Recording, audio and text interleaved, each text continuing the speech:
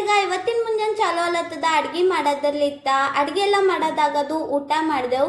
ಇವತ್ತು ನಮ್ಮ ಬೇಬಿಗೆ ಒಂದು ಸ್ವಲ್ಪ ಆರಾಮ ಇದ್ದಿದ್ದಿಲ್ಲ. ಸೊ ನಮ್ಮ ಬೇಬಿಗೆ ಇವತ್ತು ಹಾಸ್ಪಿಟಲಿಗೆ ಒಯ್ಲತ್ತೀನಿ.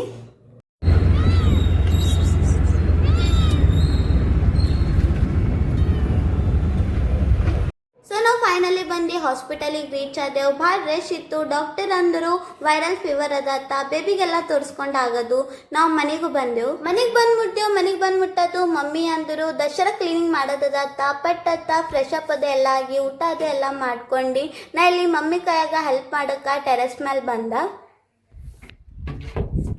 ಬಿಸಿಲು ಅಷ್ಟದ. ನಮ್ಮ ಮಮ್ಮಿ ನೋಡ್ರಿ ಅಷ್ಟು ಬಟ್ಟೆ ಒಗೆದು ಹಾಕಿವಿ ನಾವು. ಮತ್ತು ಇಚ್ಚಿ ಸೈಡ್ ಅಂದ್ರೆ ಉಳ್ಳಾಗಡ್ಡಿ ಅವೆಲ್ಲ ಸಾಮಾನು. ದಸರಾ ಕ್ಲೀನಿಂಗ್ ನಡೆದಿದೆ ಈಗೆಲ್ಲ.